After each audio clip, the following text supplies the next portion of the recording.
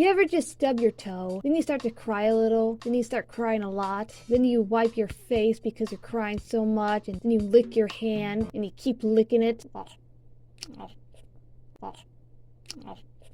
I have weird eating habits. I used to eat pizza upside down. I mean, I wasn't upside down. The pizza was. But one time my grandma said, "Hey, don't eat it that way.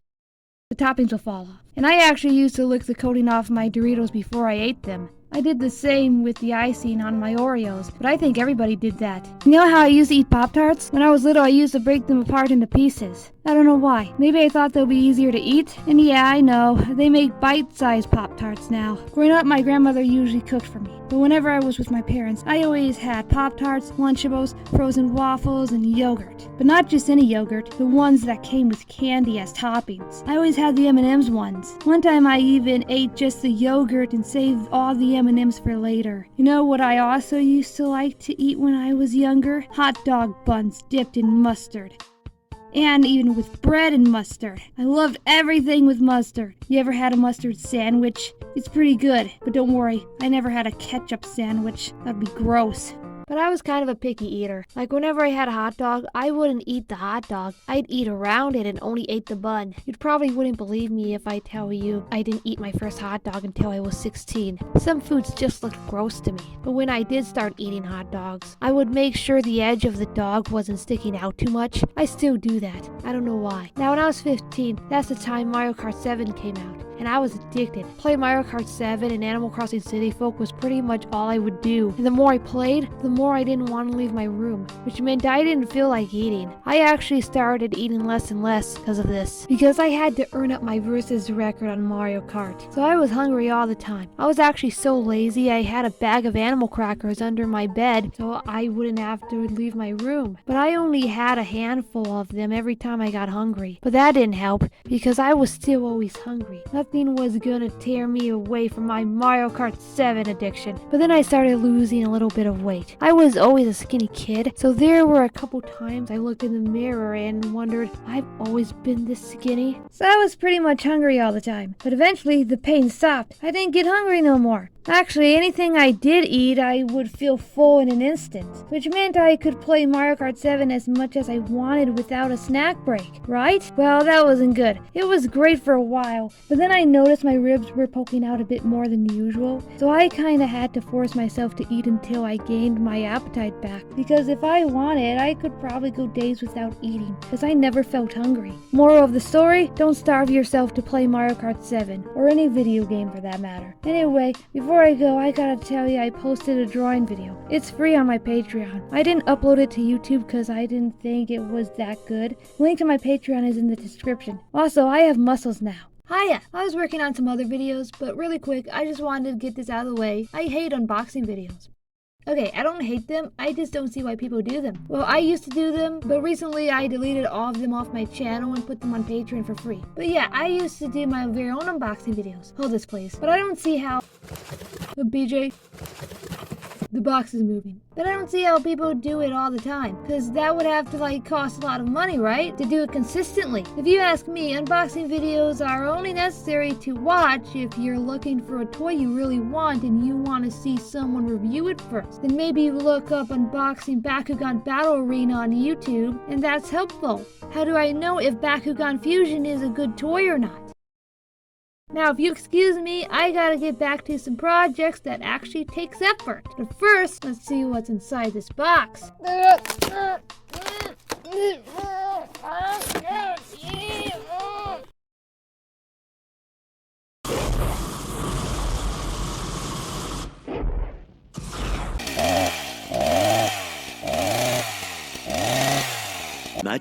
Much later.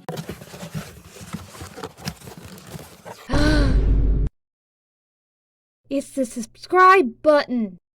Hi, so I'm gonna tell you a story about someone I used to hang out with years ago. So I used to know this girl, call her Brittany, because that was her actual name, and I'm not gonna change her name for the sake of the story. So Brittany was someone I used to know in town, and she hated this town. She didn't really want to be here in the first place. But she was cool. Only thing is, she didn't like anything I liked. She didn't like shooting hoops. She didn't like Pokemon. Pokemon. She didn't even know who Ash Ketchum was. She's 2 years older than me. How could she not know who Ash Ketchum is? Me and Brittany used to hang out at the park, 'cause that was the only thing to do in a small town. Sometimes I'll see her up there and we'd swing together or something. And also I could tell that she was really into guys, like really guy crazy. She was the kind of person who wanted to, lose her virginity. There, I said it. We would be hanging at the park and she'd scream out, "I like dick, I like dick," it's just screaming in a public park. But that was fine. It's not like there was any kids around, cause it was a very small town. There was not a soul in sight. That's how dead this town was. She was fun, I liked her, but she didn't like me. Here's the thing about me though. I don't know what is socially acceptable to say sometimes. So sometimes I'd be like, "Hey, wanna see my scab?" I didn't really say that, but I did pick my scabs in front of her. I was kind of a weirdo, I'll admit, so she really didn't like me. I was probably the SpongeBob to her Squidward. No, I was Patrick. It was that bad. Even one time, she actually told me she was trying to avoid me, but she said it in a way to not hurt my feelings. But I laughed it off because I thought it was pretty funny. But this one time was probably the straw that broke the camel's back. So we were just sitting there, and I said completely out of nowhere, "So why do you have a big nose?"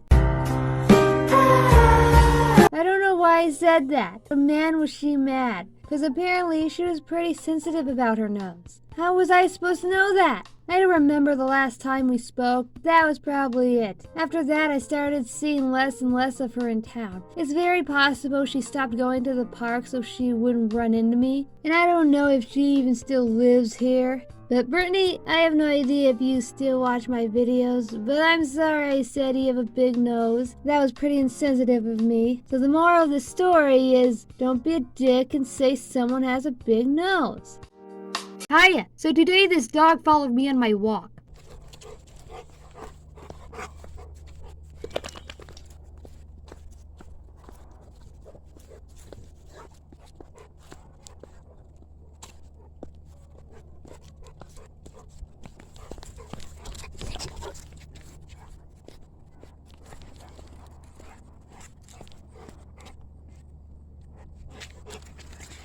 Ow! Ow!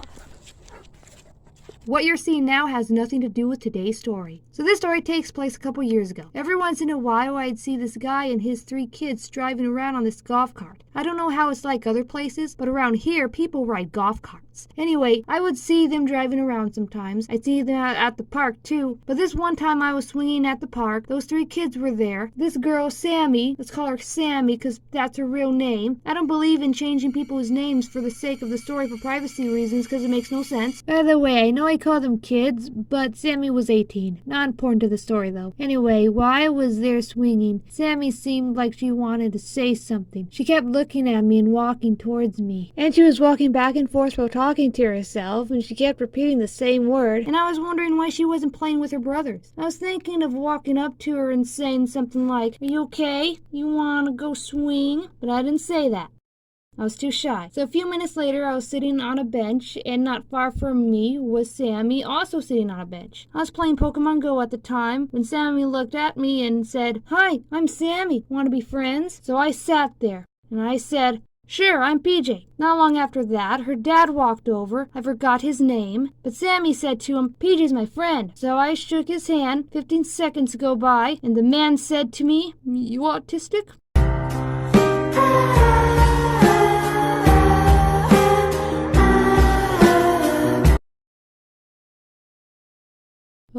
You okay, kid? That's when I learned Sammy and her brothers were autistic, and they thought I was autistic. So when I asked why he would ask me that, said he heard it from my neighbor. And I guess when people think you're on the spectrum, they wonder if you can do anything. Because this guy, I'm going to call him Ben because I forgot his real name. So Ben asks me things like, "Do you have a job? Do you drive? Can you cook?" And I can cook. Does heating up a pizza count as cooking? I think it does. I'm actually not surprised my neighbor would think I'm autistic. You ever feel like someone thinks there's something off about you and they don't say anything to be nice? That's how I feel all the time around people. That has nothing to do with today's topic, though. Just thought I'd mention it. Anyway, I don't know why people think I have autism, but maybe it's because I flap my hands around a lot. I like to do this weird thing with my hands. I once cracked the skin on my knuckles just by doing this, because my hands were so dry at the time. My grandma saw me doing this, and she was like, "Why do you do that?" "I can't do that because of my arthritis." Something like that. Or maybe it's because I have very sensitive hearing. I could make a whole list of how I hate loud sounds, but I'm gonna talk about one. My ears are so sensitive, washing dishes can be so difficult. I hate the clink that the dishes makes when they touch each other. That whenever I'm washing dishes and I have to put the dishes on top of each other, I keep holding the sponge in one hand and I raise my other hand so I could sort of cover one ear with my arm while I place the dishes in the strainer. Sorry if that made no sense. But Sammy was nice. She thought I was a boy, which is understandable. PJ is usually a boy's name anyway. People think I'm a boy on YouTube. I once got a comment of someone calling me a young man, but I was unable to find said comment, so this screenshot is the only proof that I have. Anyway, I never corrected her on it. So what was the story about again? Oh yeah, I am very capable of doing things. I wish people would stop thinking I'm autistic, because without a concrete diagnosis, I guess I'm not. But it's kind of concerning. This is a very small town where everyone knows each other. Word gets around very easily. Hey, you hear that girl PJ? I think she's special. But here's to you, Samantha, for saying hi to me that day, because I was too shy to say anything. So the moral of this story is if you're at a park and you see someone pacing back and forth, it wouldn't kill you to say hi. Hiya! I'm feeling some type of way about this. I hate this, but for a couple of years now, I wake up to a clogged nose, and the first hour I'm up, my nose runs constantly.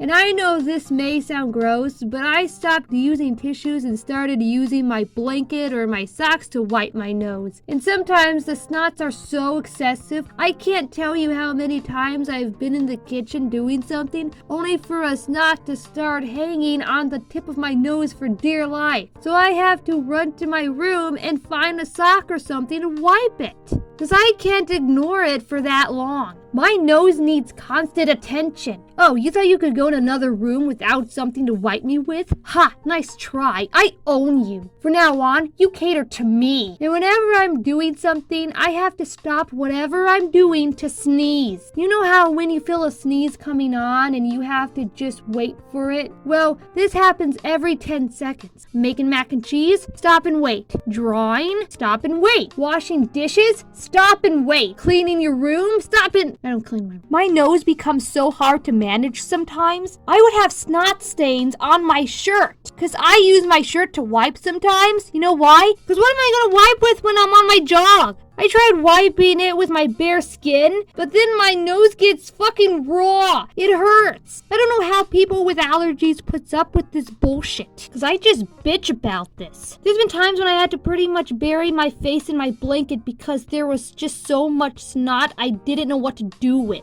And it's really annoying to hear constant sniffling. Usually it's annoying hearing it from somebody else. I'm annoyed with myself. Any fucking fabric I find, I gotta wipe my nose with it. I just can't keep stocked up on tissues. I always run out. Thanks for listening to my rant. I gotta go blow my nose in something now. So a while back I was home alone, and I decided to make a pizza. And when my pizza was done, I noticed something. There was a flame under the grill of the oven. So I was like, oh shit, what do I do? So I called my friend and I was like, dude, there's a fire in my oven. What do I do? So he told me, just throw some water on it. That's a great idea. But turns out you're not supposed to pour water on a grease fire. It actually makes it worse. I didn't know that at the time. So you know what I did? I poured some water on it. That was a bad idea. It was at this point I probably should have gotten my face burnt, because my face was very close to the oven when I poured water on it. But I backed away when the flame started to make that sound that fire makes when it's about to spread,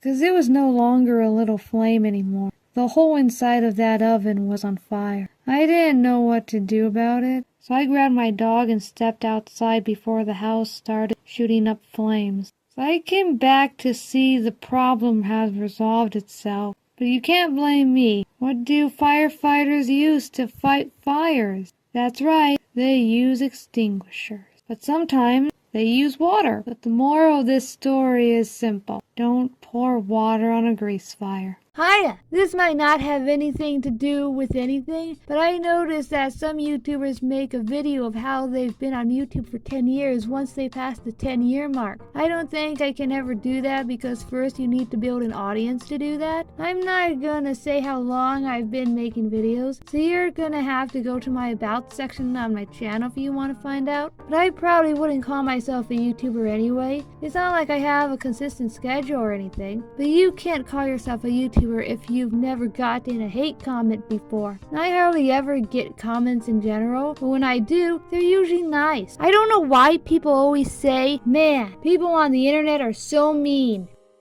It sucks. Yeah. I mean, I never experienced that. People are so nice to me. I mean, look at this. How dare they bring positivity onto my channel? The nerve. Man, dude, getting hate comments sucks. I got this one that told me to go fuck myself. I got quite a few death threats. Stop it! I get it! You guys get hate comments! Stop rubbing it in! But yeah, I'm not a YouTuber as you can tell. I actually always wanted to be a gaming YouTuber. I used to just point a camera at the TV. And most YouTubers would start off this way, then eventually upgrade to using a capture card. I never did that though. But PJ, you have such clear gameplay footage on your channel. How did you not use a capture card to achieve such quality footage? It looks perfect. Well, simple. I use the recording feature on my Switch that allows me to record the last 30 seconds of something. So I just compile a bunch of clips together and put them on my computer to edit. It actually takes a long time, which is why I don't do gaming videos anymore. And the thing about starting a YouTube channel is you can start off by using your smartphone to make videos. But then you might want to upgrade to an actual camera, which is not what I did at all. It wasn't until a few years back I got a real camera, but it's not in the best quality, so I still used my phone to record drawing videos. And as for animating, or lack thereof, you would think I would be using a tablet of some sort. But I actually use my 2DS and place the SD card in my computer, and from there I edit or animate the drawings together. And for recording audio, who needs a mic really when you have your smartphone? Most YouTubers would usually use a mic, but that's like hundreds of dollars. Yeah, I'm not really a YouTuber, because for as long as I've been doing this, you would think I'd upgrade my equipment by now. But you'd be wrong. I just had to find my way around things. So I just work with what I got. I mean, the only thing I actually did upgrade was my computer, so I have some better editing software, but that's about it. But that was by accident. I no longer could find my old editing software on my new computer, so I had to learn how to do real editing. But I don't have the money to spend on my non-existent YouTube career, so I had to work with what I got. I don't even like to tell people I make videos, cause it might go like this. Hiya, I make YouTube videos. Oh, I think I heard of that. How many subscribers do you have? How many views do you get? Can we change the subject? So the moral of the story is, please leave PG a hate comment. Wait, no. If you start a YouTube channel, you don't need fancy equipment. But do you need fancy equipment to be successful? Probably. I don't know. Hiya! So I went to the Mall of America this week. It was okay. I mostly went there to see what Bakugan they had in stock. And of course to see how many Pokestops I can get on Pokemon Go. It sounds like a pretty good vacation, but the drive over there was terrible. I couldn't sleep the night before, so I was running on 2 days without sleep. It took us 6 hours to get there, by the way. But we took some stops. Like we went to this rest stop. Here's me in a rest stop bathroom. Man, that's the face of someone who hasn't slept in 2 days. If I look miserable, that's because I was. And I took more pictures. Here's me in front of the rest stop, miserable.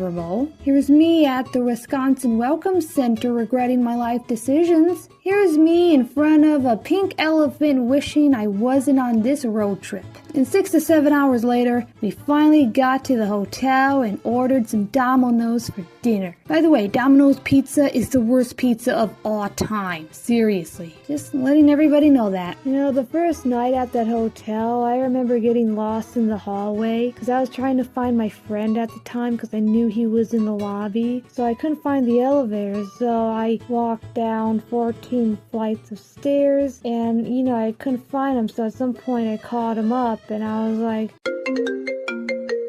"Help me, I can't find the elevator, I'm lost." And then eventually I met up with them and he was more surprised than anything that I walked down 14 flights of stairs with 2 days without sleep. The next day I was rested and me and my friend were ready to explore the mall. When we got there, we mostly just walked around a bit and shopped. We visited a GameStop, and I played a lot of Pokemon Go. By the way, Mall of America is a great place to play Pokemon Go. There's also an M&M store, and there's like this wall of M&Ms. There's also the world's largest Pac-Man game. At least that's what they called it. At some point, we decided to do something called the Mirror Maze. What if people got lost? Wait, can that happen? I was starting to panic when we couldn't find our way out. And they have a Toys R Us here. I haven't been to Toys R Us since I was 15. This is probably the only Toys R Us you'll ever find. Unless you go to Canada or something. So for like a week, the day started the same. We went to Barnes & Noble and had ourselves some Starbucks coffee. Now get this. It's Starbucks inside a Barnes & Noble inside a mall. I just blew your mind. So at some point, me and my friend went to the movie theater inside the mall and seen Beetlejuice 2. The real name is Beetlejuice, but I call it Beetlejuice 2 to save time. It was a great movie. While watching the movie, I was drinking a slushie. It wasn't until after the movie I realized, wait a minute. This is all just sugar.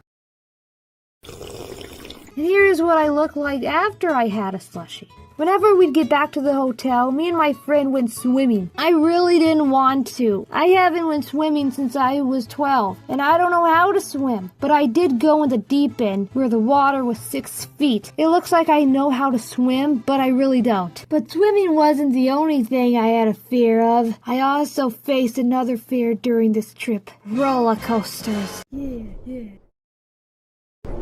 There's a lot of rides in Mall of America, because they have a theme park inside. And every ride I've been on, I always have to make sure I'm strapped in right. I know the ride operator will do it for me, but I can't help but think to myself sometimes, how bad would it hurt if I get flown off of this roller coaster? Or any ride for that matter. I've never been on a roller coaster before, so I was afraid of falling off this thing. Or even worse, getting stuck on one. It's the same reason I don't like elevators. I could get stuck in one or crash and die. But I not only had to ride one roller coaster, not 2, but 3. And I had to take a lot of elevators too. The first one was just an average one, the roller coaster. We're not talking about elevators anymore. But then I rode something that was called the Fairly Odd Coaster, from the Very Odd Parents. Just like a roller coaster, but this one spins around. This one was really bad. I thought I was just gonna get tossed from the damn thing, and I felt tired after every roller coaster I was on. It might have been the intensity or the fear of dying, or probably both.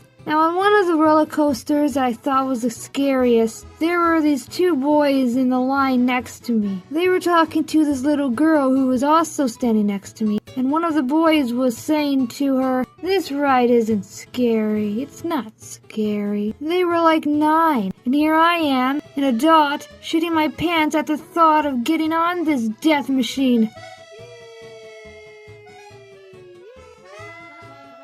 Before I got on this deadly roller coaster, I took a photo of me in the bathroom wearing a Minnesota t-shirt. In case I died. I wanted this photo to be the last photo I ever taken. Look at the joy on my face. Anyway, as the roller coaster slowly made its way up to the top, the kid next to me, the 9-year-old, said to me, "This ride isn't scary. It's not scary." Then,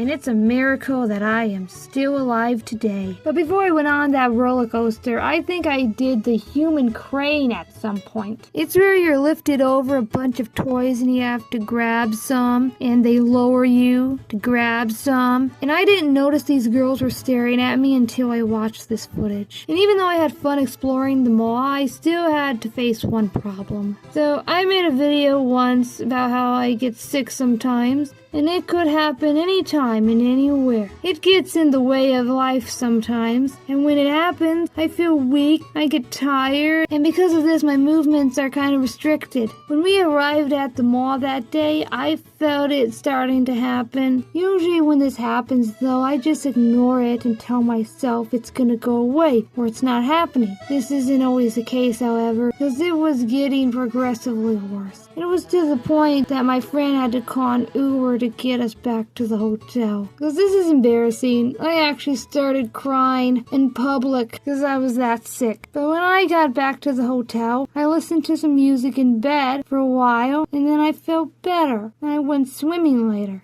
My friend wanted to go see the aquarium. I hated it. Didn't want to be there. The best part is when it was over. I'm not interested in looking at fish I can see in Animal Crossing. At the hotel, the shower head started to drip non-stop. You know how when the shower head starts to drip and it just won't stop. It keeps dripping and dripping. It was bothering me so much I tied a washcloth over the shower head. It worked for a while, but when we got back to the hotel that night, the washcloth was soaked through. I found it on the floor of the bathtub. My friend was like, "Look, the fan will be running and the door will be closed all night. I don't see the problem."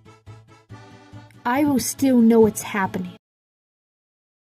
Even though the mall was awesome, there was something else I wanted to do. I wanted to visit a Target in a different state, so I filmed myself walking to a Target. But before we made the drive back home, we went to this water park, and I had to face another fear of mine, water slides. I didn't get any footage of me going down the water slide, but I took this footage of me sitting in the water park, and just listen to how loud it is.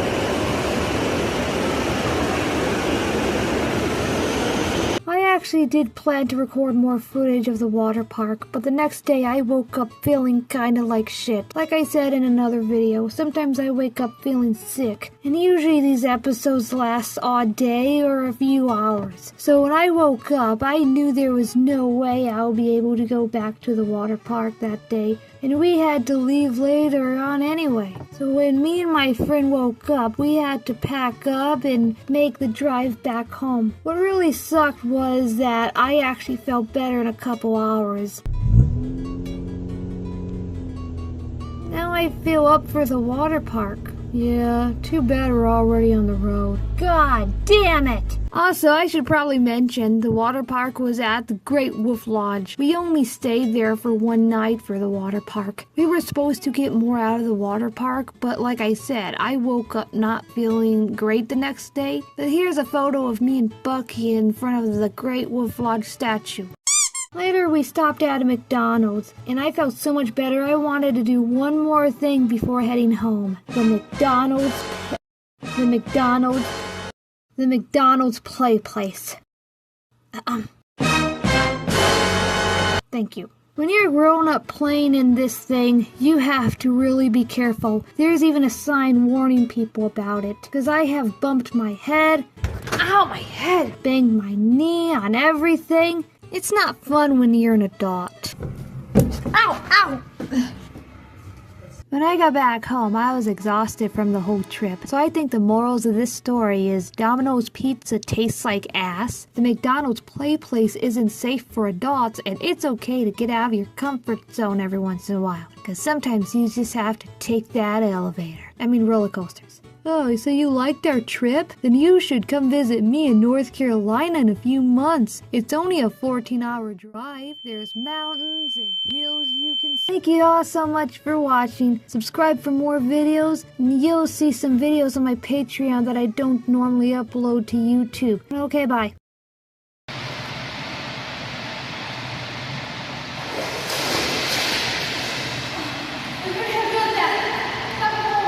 You ever eat a pizza with your shirt off? Then a piece of hot cheese falls on your bare skin. Then you start to cry about it for a while.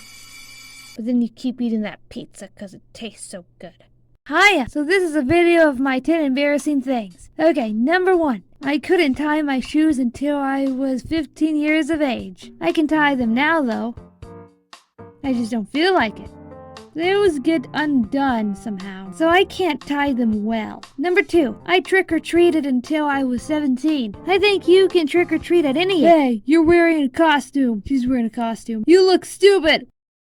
But for some reason, kids think they need to stop trick-or-treating at some point because they're too old to dress up in silly costumes. Even though 20-year-olds dress up all the time in costumes and hang out with their friends. Number 3, I used to think the phrase, "the coast is clear," was actually, "the ghost is clear," because ghosts are clear. Number 4, I think the 2003 film The Cat in the Hat is a good movie. Number 5, this is a weird one I never told anyone before, not even my friends. So grab your popcorn. Here's a blanket. You can have this. I'll put it right here. When I was 12 or 13, I had this weird interest. Every time I would take a bath or shower, I would chew on my sponge. I did this because I liked the texture. I even had to get a new one because my sponge was torn up, probably from all the bite marks. Number 6, I used to be addicted to hot Cheetos. Then I got fat because I ate them too much. But don't worry, I'm in shape now. Number 7, I don't know my bra size. I don't pick out my own bras. It doesn't matter, as long as they give me support. Number 8, I don't shave my legs for any reason. As a woman, people think I should shave my legs, but I don't want to. And yes, I am a woman. I get mistaken for a boy sometimes. Number 9, so one night I was in bed, and I like to sleep under the covers. And one time, I woke up in the middle of the night to a smell. You smell it? That smell. The kind of smelly smell. A smelly smell that smells smelly. The most awful smell ever. But this is when I realized I Dutch oven myself. And if you don't know what a Dutch oven is, it's when you trap a fart under your blanket. So I must have farted in my sleep, and the smell woke me up. I mean, everybody farts in their sleep, so who cares? Number 10, I used to wear glasses. Okay, that's the end of the video. I know no one hardly ever comments on my videos, but if you do decide to comment your most embarrassing thing. And the moral of the story is don't sleep with your head under the covers because you might fart in your sleep, because everybody farts in their sleep.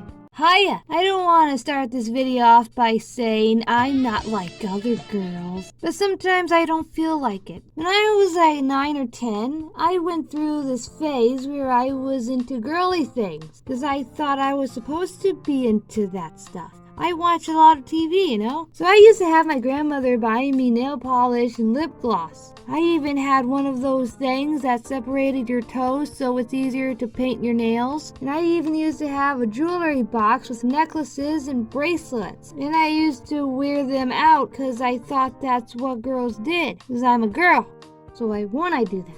But the phase didn't last very long because I realized I kinda don't want to do this anymore. I don't give two shits about all that girly crap, so I stopped doing it. So in a way, I outgrew it, which is weird because usually it's the other way around. As young girls get older, they become more interested in that sort of thing. I guess I outgrew it. And when I was a kid and a teenager, I pretty much had to entertain myself when my brother wasn't around. Because, you know, I didn't have any friends. So age 13 to 17, I was really into Bakugan, Beyblade, and Pokemon plushies. I used to dress up and pretend I was a Pokemon trainer. Charmander, use flamethrower. And when I used to roleplay like this, I would commit. I would wear a cool jacket, fingerless gloves like they wore in the anime. And when I played with my Bakugan, I would pretend my Bakugan was talking to me like in the show. PJ, we should take over the US government. And with Beyblades, I would launch them at the same time and pretend I was battling a real opponent. It sounds sad when I say it out loud, but it used to be fun, making up stories and adventures to have with whatever I was playing with at the time. And when I was 15, a new toy came out, Monsuno. Now I would say that these things were trying so hard to be the next Bakugan. There's a hand launcher for them too, like there's a hand launcher for Bakugan. but instead of rolling into balls, you would put the figures themselves in their individual cores. There's also cards too, so you could play the game.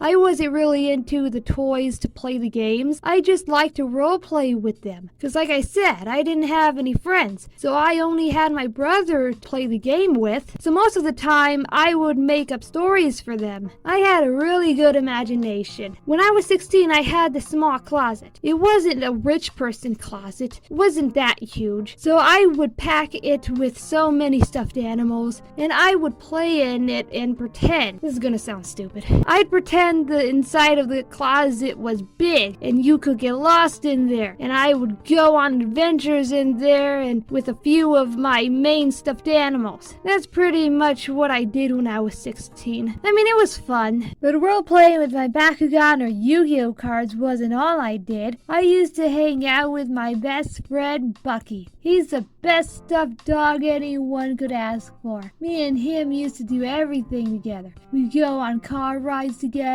I put him in my bike basket so we could go on a bike ride together. We'd play with Legos together. We did everything. Because when you don't have any friends, you get a number one stuffed animal to be your best pal. He even sat beside me when I played video games. I used to have a basketball hoop in the yard, and I would bring him out with me so he could watch me play basketball. But as I got older, I started playing with him less and less. I first got him when I was 11. I still hung out with him all the time up until I was 17 or 18. Now I usually do my own thing, like working out, and when I play video games now, I play by myself or play with my actual friends. Yeah, I have friends now, but back then, what else was I supposed to do? I was in the house all the time, had a lot of free time by myself. I didn't know anyone to hang out with, so I had to make my own fun. The first 3 days that I had Bucky, I didn't know what to call him yet, till one night I was watching Johnny Test, and in the show the main character had a dog named Dookie, so I thought to call him Dookie. I'm not gonna tell you what the name Dookie sounds like to me, but it didn't last for too long. Because eventually I switched the channel over to Phineas and Ferb, and in the episode, Phineas mentioned they used to have a dog named Bucky, so the thought of me naming him Dookie went out the window, so I settled on Bucky. But now I kinda outgrew playing with Bucky and even playing with my Bakugan or Beyblades. But the sad thing is, my brother outgrew all that stuff before I did. At the same time I got Bucky, my brother also had a stuffed animal he named Chim Chim. He gave Chim Chim to me when he moved away. He actually stopped playing with him a long time ago. So as you could imagine, I only had myself to play with at that point. I mean, back when I was a kid, I at least had my brother to play with. We used to play with Bakugan and Beyblades together, but when he outgrew all that stuff, all I had was Bucky and a lot of Bakugan. And before you judge me for playing with toys until I was 17, or let's be honest, 18, I made a video a while back, and the point of the video was that you can be an adult and still play with toys. Some stuff you never grow out of. I may have outgrown playing with Bakugan and pretending they talk to me. PJ, we should defecate on the neighbor's lawn. But I didn't outgrow collecting them. And yeah, I may have been a 16-year-old playing in my closet by myself, surrounded by a bunch of toys, but keep in mind, it was boring having no one to hang out with. My brother was always talking to his online buddies at that point. I know people say when you're a teenager you have more freedom, but that wasn't the case for me. But I grew out of dressing up and playing with toys at some point. I tried to get back into it a while back, only to find that it's not fun anymore. I just can't get the feel of it like I did when I was a kid. I'd rather spend my time at the gym than play dress up with my toys. But like I said, I still collect Bakugan, and as for Beyblades, I still keep the ones I have, even though the most recent ones suck. My brother gave me all his Bakugan and Beyblades when he moved away. I kept Chim Chim and all his other toys that he grew out of. But till this day, I still talk to Bucky. He's always there when I feel like the whole world's against me. I mean, yeah, nowadays he just sits there, but I still talk to him. Hi, Bucky. Anyway, as a kid, I found ways to have fun by myself. Another way I would entertain myself, I used to play on the floor a lot. I would hop like a frog for some reason, and because of this, I was able to put one of my legs behind my head. Only the left one though. And eventually, I got so good at doing this, I didn't even need to lift my leg with my hands anymore. I just whipped my leg around my head. I can't do it anymore though. And as for me not liking girly things, my grandmother always told me I didn't care for fashion or makeup is because I didn't hang around other girls. So I didn't have anyone to influence me to get into those things. I did try to make a friend once. Didn't work out. Made a video about it because I like telling everyone how much I suck, and it's impossible for me to make friends. When I was like 14, I sort of had online friends, but I don't think any of them liked me. This was the time me and my brother found some friends off of Animal Crossing City Folk for Wii, and I had a Wii Speak but barely talked on it. Who else had a Wii Speak and left it on but never really talked? Anyway, I made some friends, but these friends I never really saw again. I never made any friendships on there that actually stuck. Only one. I still talk to her till this day. I also have a friend that visits me a couple times a year because he lives so far away, but then we get to hang out together. We had this huge doggy cage for our dog once. It was just big enough to fit a 16-year-old girl. So I went in there, closed the door, and pretended like I was in jail while my brother gave me a weird look. So if you think you were a loser during your teenage years, just remember, it could always be worse. Hiya, I never wanted to tell anyone this, but when I was little, I went through a phase where I wanted to be a singer/musician. I know, it sounds stupid, but I grew up watching people sing and dance on Disney Channel. So I used to be all like, that's gonna be me one day.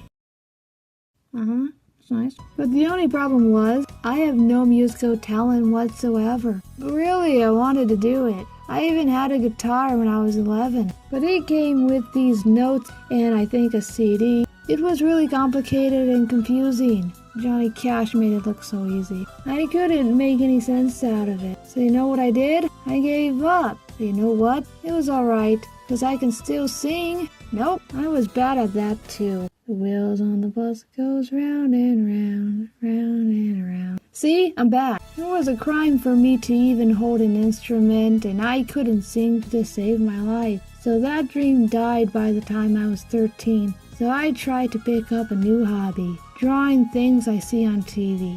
And I was just as bad at it. But PJ, you have a whole channel dedicated to drawing videos. Yeah, I'm getting to that. Before I was good at drawing, I used to be bad at drawing because I didn't have the patience. I didn't want to draw every single detail. It was too hard. So like many things, including my dreams, my life, hope, I gave up on it. But when I was 14, I was really into Animal Crossing on Wii. And me and my brother made some friends on there. And we knew someone named Kitty. And this Kitty, she also had a 3DS.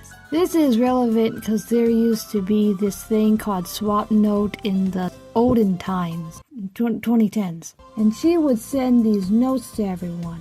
On these notes were drawings. And they were really good. And I wanted to be that good. But I wasn't good at anything. So I practiced drawing. I practiced and practiced until I was just okay. When I was serious about singing though, I would put on shows for my stuffed animals and played the drums with pots and pans. Not real pots and pans. They were like toy pots and pans. And I had a toy piano and a toy guitar before I had a real one. So anyway, music wasn't for me. So I started drawing my favorite cartoon characters, like Phineas and Ferb or Bakugan characters. I was still bad though. I guess you could say I'm bad now. Art is very subjective. My drawings are still kind of ass though. I say that because I drew a pair of ass cheeks for a video once. You can see that drawing on my DeviantArt if you want. You can really see I tried to shade in the butt crack. Anyway, yeah, I guess you could say envy and jealousy got me where I am today. Making drawing videos for YouTube that hardly anyone watches. So here's to you, Kitty. If you're somehow watching this, you made me want to be a better artist. And I still have you added on Pokemon Go. so why not send me a gift sometime? But another reason why I started to like drawing is because I knew this other girl. We'll call her TT because that's what everyone called her. So me and TT would send photos of our drawings back and forth. We did this via the Wii.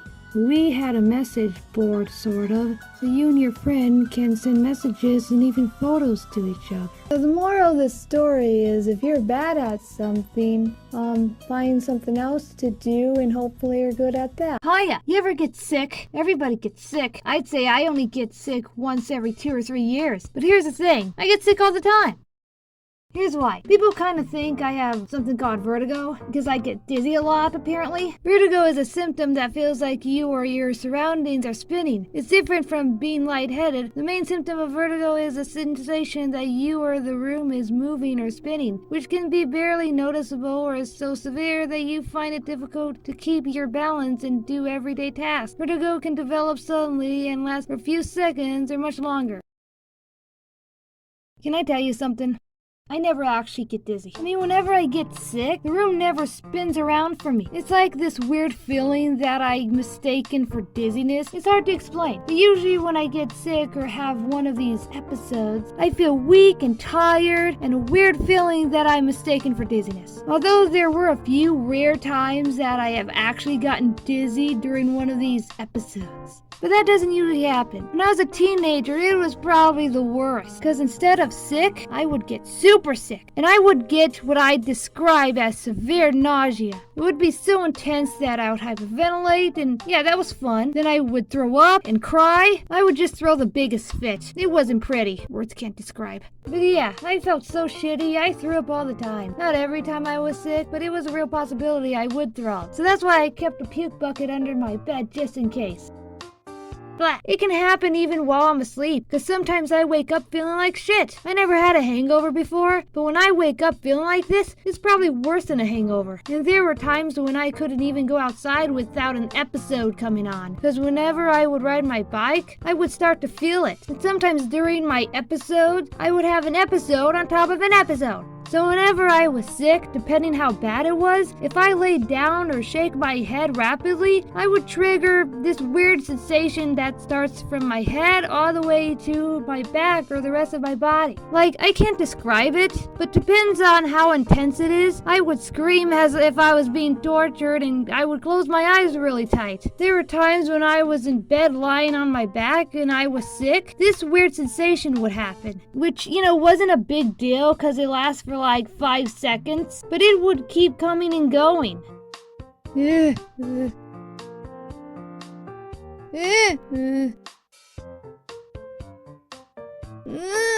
But even when I'm not sick, it can still happen, just not as intense, but only when I'm lying on my back. It mostly depends where I have my head. And I know what you're thinking. Well, at least you told a doctor about this. Ha! No! You're wrong. Look how wrong you are. You're stupid. I didn't tell any doctor about this weird, horrible sensation because I usually mistake it for dizziness. Yes, I mistake having a weird sensation all over my body for being dizzy. And I know what you're thinking now. Nobody is this stupid. Well, I grew up thinking this occurrence was normal. Another thing is that I would get tingly. This only ever happened twice, but when I was having a really bad episode, my face felt tingly. I don't know why. So when it comes to talking to doctors about this, I always explain it as dizziness even though the room doesn't actually spin. So here's the thing. I've been diagnosed with epilepsy a couple of times because I took multiple tests where they put gel in your hair and put probes on your forehead and they expect you to sleep like that. Okay, there you go. You comfy? No? Okay, good night. So everything that I just told you could be seizures. At least that's what doctors think. Yep, you have epilepsy. You sure? Yes. Wait. Yes, I'm sure. But I really meant it when I said I only get sick every 2 or 3 years. But when it comes to my episodes, I probably get sick twice a week or more. I don't really keep track. But whenever I do get sick, it could last hours or a day or 2 days. You never know. I used to see a neurologist about this, but I don't know what happened to that. The moral of the story is don't explain a weird sensation as being dizzy, because that doesn't make sense. Hiya, I used to be fat. Not super fat, but I was a little chunky. I was a chunk. I actually was a normal-sized kid growing up, and by the time I hit puberty, I got slim. But by the time I was 15, I got even skinnier due to my Mario Kart 7 addiction. I could even see my ribs. It was at that time I discovered if you starve yourself long enough, you'll eventually never have the hungry sensation anymore. So I guess that's how I got super skinny. I just never ate. At first it was because I couldn't stop playing Mario Kart 7, but then it was because I didn't feel hungry anymore. It wasn't until I was in my late teens that I had a hot Cheeto addiction. I basically was addicted to any spicy snack food. So without much activity, I packed on a few. You know, my pants didn't fit like they used to. And I had a muffin top. I was fat. And I was out of shape. I didn't work out. I wasn't the attractive, thin piece of ass you see today. Excuse me. Are you gonna eat that? A single crumb? No, who eats a...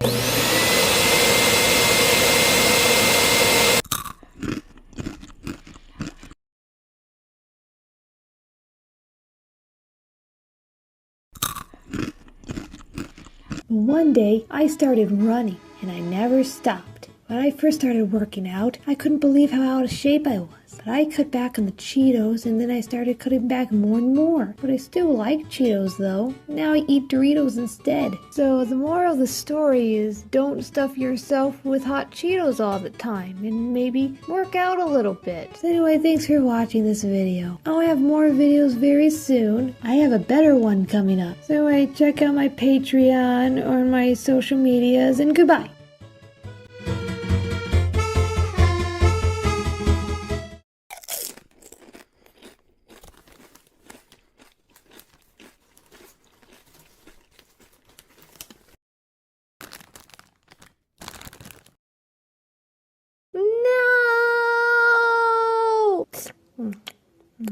No! I have something to say. Please join my Patreon. Hey! If you join for $1, you'll get access to... If you... Stop it! So anyway, did you know there's a thing called empathy? When I first heard about this, I was like, empathy? What's that? Is that like a Spanish word or something? No, PJ. It's when you feel bad for someone else. You know, compassion? Sympathy? Anyway, I hate it when people claim that they're an empath. This one vlogger I watch always says that they're an empath. And in one video, they were like, I'm such an empath. And sometimes it's bittersweet, because on top of feeling my pain, I have to feel everybody else's pain too. It's like they were saying that it's such a burden to care about other people so much. It seemed kind of forced. I just hate it when people fake being an empath. I'm the opposite though. Someone could tell me the saddest story and I would have to act like I care. My dog died and my wife divorced me. She kicked me out and kept the kid. Oh yeah, and I'm homeless now. Right. Sucks.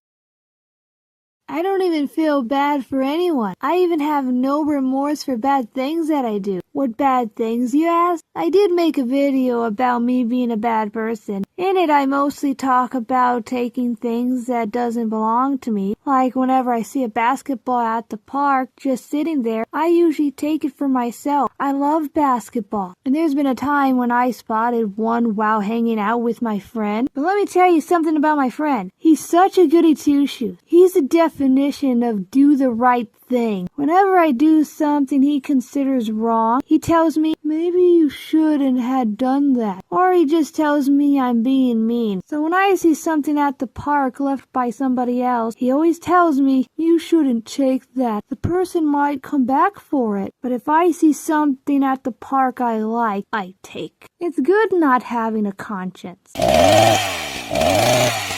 Hiya, who are you supposed to be? My guardian angel? No, I'm your conscience. I'm here to keep you from... Whoa, hey, put down the chainsaw. I'm here to keep you from whatever bad thing you're about to do. So let's put down the weapon and go get some chicken wings.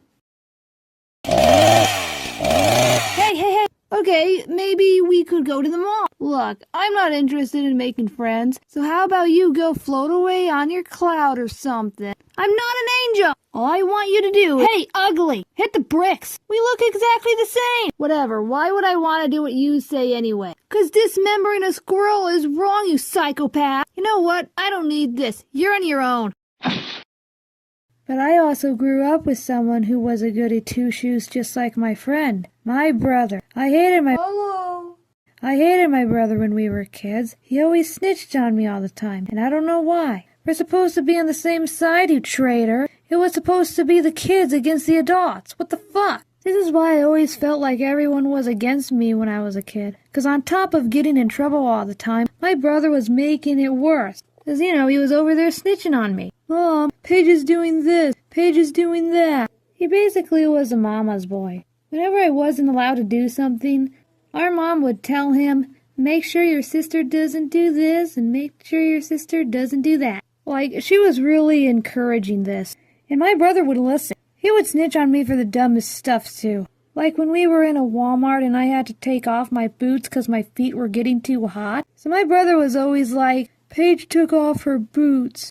And I wasn't allowed to do that 'cause my parents thought we would get kicked out if I didn't have any shoes on. I only took them off for like a minute, but whatever. Here's something that makes me mad till this day. I was like 15, and I was grounded from my 3DS. I wasn't allowed to play it, but I did. I was addicted to Mario 3D Land. The cool thing about the 3DS is that you can see when your friends was last online, and on my friend list was my brother. You see where I'm going with this. So my brother saw that I was maybe on a minute ago or an hour ago. I don't know, but it was recent. He knew I was grounded, so for the greater good, he thought to himself, Mom needs to know about this. I feel like if I was an only child, I would have gone away with a lot of stuff. And there has been times when me and my brother were grounded together. And I had an idea. Hey, why don't we sneak out some of our Beyblades? Mom doesn't need to know. But no! My brother was too good of a person to go behind our parents' backs. And even though I can recount all the times I got grounded, I can't tell you what it was for. I don't remember what I did wrong. Therefore, I don't think I did anything wrong. Another example of things I could have gotten away with. When I was like 13, I was playing Animal Crossing on Wii. And I was playing in my brother's room 'cause we shared a Wii at the time and it had to be in his room. So I was visiting one of my brother's friends' town and I was cutting down his trees. I don't know why. I just liked cutting down trees in Animal Crossing. My brother was watching me, so he told his friend, hey, she's cutting down your trees. We had Wii Speak at the time, so, that's why he told him. So his friend wanted me to stop, so my brother told our mom, and, long story short, I was forced off the game. It's really silly when you think about it, because I don't know why my mom cared so much. It's just a game. I mean, put yourself in the mind of someone who usually doesn't play video games, and it doesn't really make any sense. But she still forced me off the game and gave me a talking to. And I would have gone away with it too if it wasn't for my brother sitting right next to me. And there is this other time when I was playing on the family computer. I was playing Bakugan Dimensions. It's the Bakugan game that no longer is playable anymore. It was this MMORPG so you can chat with people live. And I was talking to some random person. I was calling them this name. I forgot what it was. But I know it wasn't a swear word. But I was calling them this name. I was calling them something. I think my brother was always over my shoulder at this point, because he saw what I was saying. So therefore, my mom found out. It's safe to assume whatever my brother knows, my mom also knows. And for some reason, she thought I would have gotten reported or banned for calling someone this name I can't remember. So I was forced off yet another video game, because my brother just happened to be there at just the right moment to snitch on me. One might look back on these moments and think to themselves, man, I was being mean and I was very wrong to do those things. But I actually don't think of it that way. I think they should have left me alone about it and not even bother sending me to my room.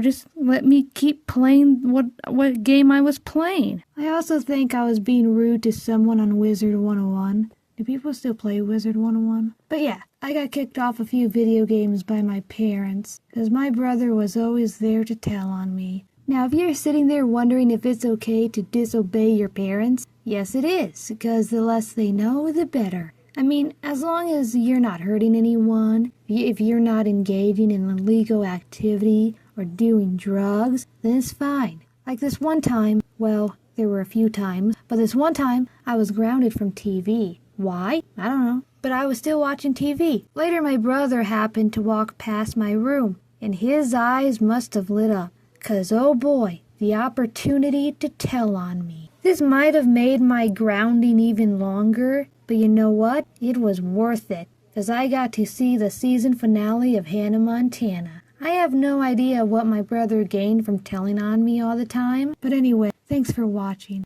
And the moral of this story is, if you're grounded, make sure your internet settings are turned off so your sibling doesn't see you online. Remember, video games can be used against you in that way. I don't think anyone's ever thought of that. So be careful and try to get away with as much stuff as you can. Make sure your internet settings are turned off if you're grounded. Make sure your sibling isn't watching what you do in the video game, because remember, it's only wrong if you get caught. You ever avoid taking showers because you can't stand to see yourself naked?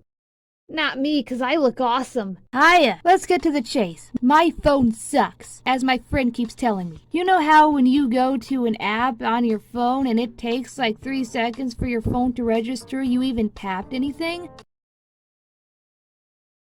And whenever I play Pokemon Go, the camera is unable to work. Because if you ever want to see Pokemon in the real world as a commercial advertised, you need this certain feature to do that. I forgot what it's called, but it's probably also the reason why I can't scan QR codes. Because the Switch has this feature where you can put screenshots or game footage onto your phone, and it says to use your smartphone. And I am using my smartphone. They should have specified that this doesn't work with all smartphones. And believe it or not, I actually had a better phone before this one. Usually when you get a new phone, it's supposed to be an upgrade from your old one. This was not. My other one actually recorded Pokemon Go footage pretty well. And now I'm struggling to screen record almost anything. If I ever got mugged, I would tell them, just take it. I was actually going to ask you where the nearest ATM was. No, just take it.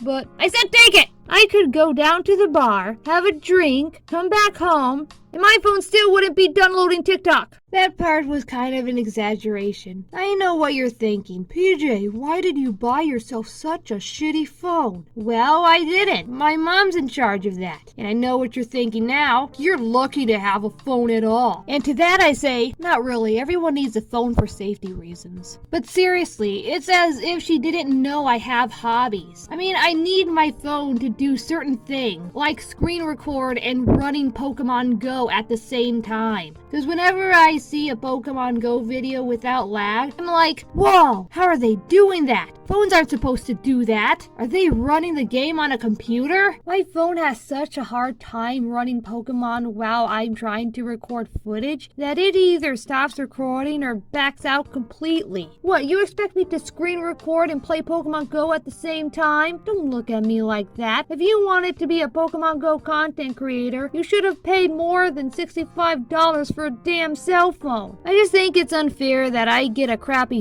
phone when I see people on TikTok using a higher quality camera. So you can tell they must have a pretty good phone. It makes me feel left out. I mean, I shouldn't feel like my phone has more limitations from my previous one.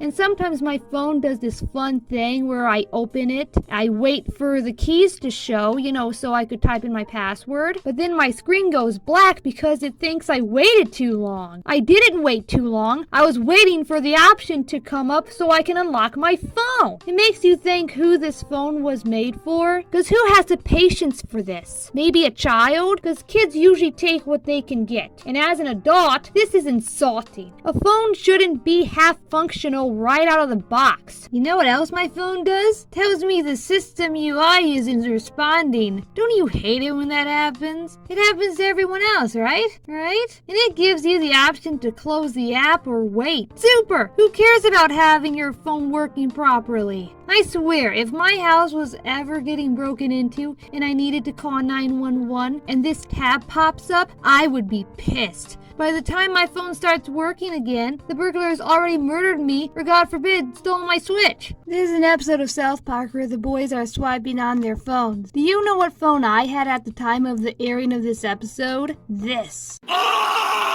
Look at it. It's like a mini computer. At the time, this phone was so cool. And all I did on it was talk and text and talk. Did I mention text? But you cannot swipe on this phone. I never even heard of swiping until I got my first smartphone when I was 18. I only heard of swiping on Dora the Explorer at this point. Swiper, no swiping! But back to Pokemon Go. I am getting cheated out of the full Pokemon Go experience. Look at this. This is a task on Pokemon Go telling me to scan something. Not everything needs to be scanned. I mean, not all phones can do that. And I cannot see Pokemon as if they were right in front of me, which was the thing people were most hyped about when this game came out. So I just got a new phone. I'm not sure how to set the wallpaper yet, but we're gonna see if this bad boy can scan QR codes.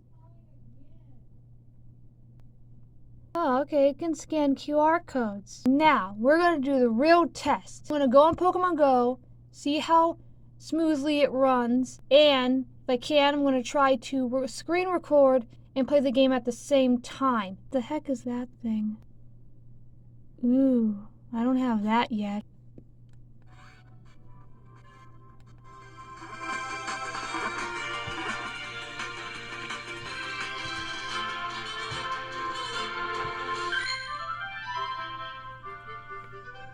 Cool.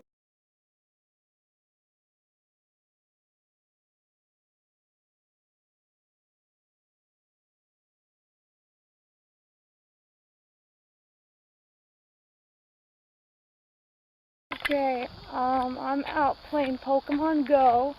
As you can see, I'm testing out my phone, and I'm going to take a walk over to the park. The park is actually right over there, so I'm going to take the road up to the park instead of cutting through the grass. Who wants to see how many Pokemon I have, well, in my Pokedex, that I have caught? Total Pokemon caught is 782, and I've seen 787. I'm gonna catch this Meowth. I don't think I can. With my finger, I mean my thumb. I never catch Pokemon with my thumb. Okay, so hold on. Someone sent me a friend request. I made a Twitter post that I wanted more friends, and I've been getting friend requests ever since then. Look at these screenshots I took on Pokemon Go. Can you tell the difference between these images?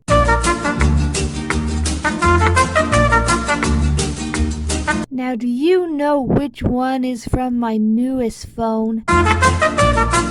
That's right, the one with more detail in the background. It's crazy that depending on what phone you're on, Pokemon Go can look completely different. I appreciate you for watching, and the moral of this story is don't let your parents pick out your phone. Hiya! So I didn't want to tell this story because it's kind of embarrassing on my part, but when I was a teenager, my vision would start to get black, and I would feel lightheaded sometimes. It didn't happen a lot, but it happened sometimes. I mean, sometimes I would think to myself, oh my god, I'm going blind! But yeah, I never told anyone about it though. A normal person would probably sit down when this happens, but I usually tilted my head to the side, then I felt better. It doesn't happen anymore though, until one day, when I was like 20. I mean, I usually don't like to tell how old I was when I tell these stories because that's not really relevant. But anyway, I had the genius thought, hey, what if So now stay with me now. What if I go the whole day without eating anything? That doesn't sound great. No, it's a good idea. But no, it's good. It's fine. So yeah, I did that. I probably spent most of the day at my desk anyway. So as you would imagine, I went to bed hungry that night. I woke up the next day feeling okay. So I went to the bathroom. My brother was already on his way to the bathroom too. So we were in front of the door and I was like, I said something like that. But the room was getting so dark, so I didn't have time to speak proper English. So he was like, go ahead. So he let me in first, probably because I was speaking in tongues and he didn't have time for that. So after I went to the bathroom, I went back to lying down in my bed. And then I thought to myself, God, I need a new mattress. But also I thought I could finally eat something. So I got up and I only took 2 feet. I didn't even get to the door because this happened. The best way I can describe this feeling is that I got hit with a ton of bricks or something, and it made me fall down to the floor. It happened so fast. I was on my hands and knees at this point. So everything started to get dark, you know, the usual. And usually things would start to go black slowly, but it actually was happening pretty fast this time. But in about 3 seconds, I felt fine. So I stood up and went to the kitchen and got myself some chocolate milk and chocolate animal crackers. So the moral of this story is don't go all day without eating. Hiya! You ever eat some hot Cheetos, then you rub your eye, then you scratch your crotch?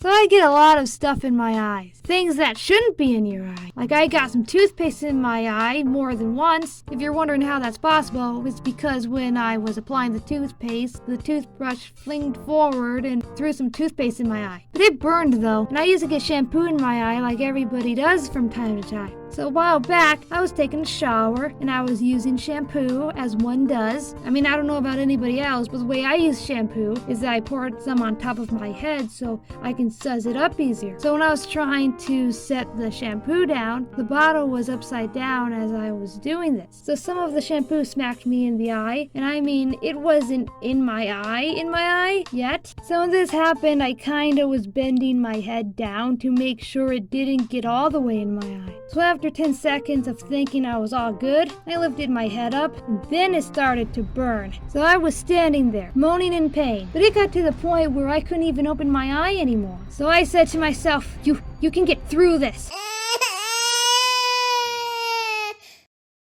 It was very dramatic. Anyway, after a while, I was finally able to open my eye. And I wouldn't be telling you this story if nothing weird happened, because when I opened my eye, everything was green.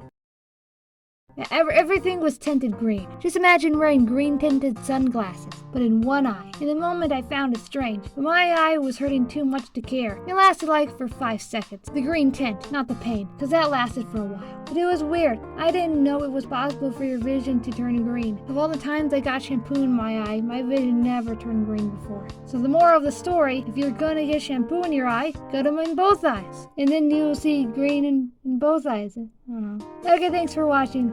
You know when you're running and it's summer and you're working up a sweat, but it's getting too hot, and then you realize you can't take your shirt off because your shirt is stuck to your body because of all the sweat. And you're like, man, I'm never gonna get this shirt off. It's a part of me now. Hiya! So a while back I made a video about how bugs suck, and they do, so go watch it. But here are a couple bug stories I forgot to mention. This one time I was drinking soda while watching a movie, so I wasn't paying attention when I picked up the can. This is when we had an ant problem. So there were so many ants around the rim of the can, so when I went to go take a drink, a bunch of soggy ants went in my mouth and around my lips.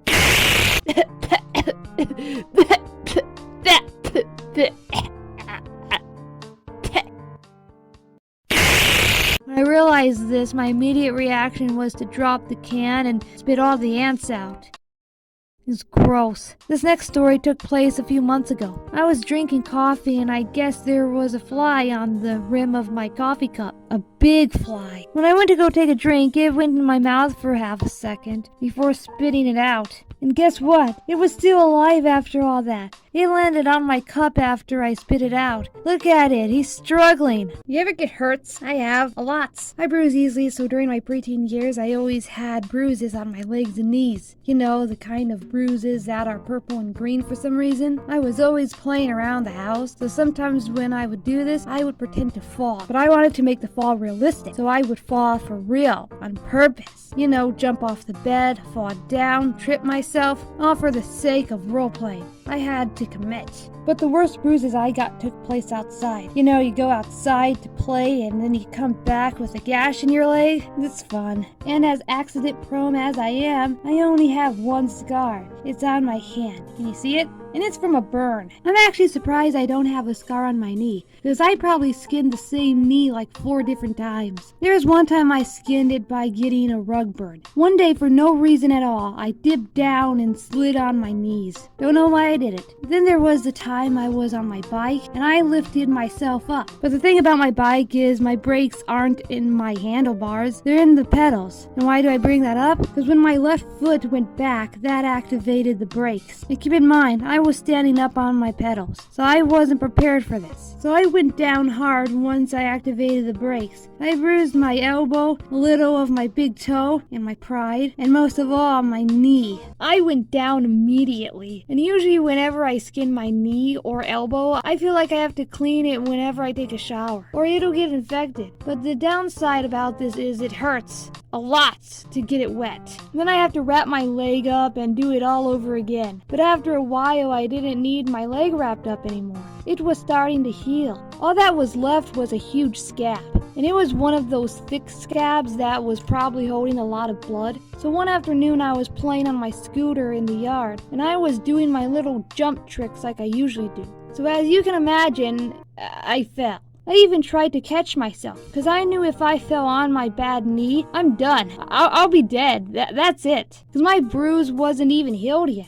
I ended up busting open the scab and then some. You'll probably imagine that I started to cry. But I was 16, so I wasn't gonna cry. I was gonna be in denial and pretend it didn't happen. My brother was watching this embarrassing moment, so he helped me up. But I was covering my knee up with my hand because I didn't want to look at it. Man, that looked like it hurt. Are you okay? Yeah, I didn't feel a thing. Dude, there's blood dripping down your leg. Oh, that? Nah, that's just a scratch. It'll be fine. So I went inside, and my mom sprayed my knee with some disinfectant spray. And I ended back where I started.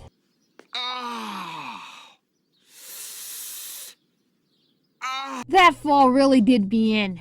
And you know, I was wearing shorts too. That probably didn't help. But the last time I skinned my knee was probably the worst. I was riding my bike one day, and this is when I made a very bad mistake. I was putting my hair tie around my wrist while I was riding my bike. And that made me fall. And when I landed really hard. My knee didn't just get hurt, but the impact itself was pretty bad too. I actually started screaming in pain. A man must have heard me because this old guy walked over to me to see if I was okay. Then I had to walk my bike home. And then I did the usual. Spray my leg, wrap my leg up in gauze and bandages, cry in the shower, and repeat. And let me tell ya, 3 days in, my leg was still moist and wet and all kinds of messed up. What made this one extra bad is that after my knee was completely healed, it was still sensitive. It would still hurt every time I kneeled down. There's a lot more times I skinned stuff, so as you should know, I was an outdoorsy kid, so I got hurts all the time.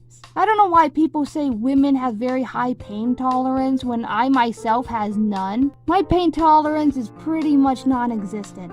I mean, I act like I'm at death's door every time I get menstrual cramps. And if I stub my toe, everyone in the house is gonna hear it. Just because you can give birth doesn't mean you have the highest pain tolerance ever. And I'm not about to go through that kind of pain just to have a kid that is gonna sorta look like me. The moral of the story is women don't have high pain tolerance, and keep both hands on your handlebars. Oh, and those little jumps with my scooter, I can still do them. Okay, bye. You know how when you fart in a fancy restaurant and your friend is like, Paige, you can't fart in a fancy place like this. They'll kick us out. You can't do that here. You can't just fart like that. So kick us out. That has nothing to do with today's topic. I just wanted to rant about it. So you ever had your ears flushed? I know I have. Probably should have started with that. This is actually embarrassing, but I have what you call excessive earwax. One time my ears got so clogged up that my eardrums started to hurt. So ever since then, I use these ear drops. But before that, I used to go to the emergency room to get earwax scraped out of my ears, and I got them flushed a couple times. Getting them flushed is actually less painful than having someone scrape earwax out of your ears. So how they would do this is they put a tube like way deep in your ear and then spray tons of water in it. And I don't mean like a little sprinkle, I mean spray. It was weird. It's kind of like standing next to a waterfall.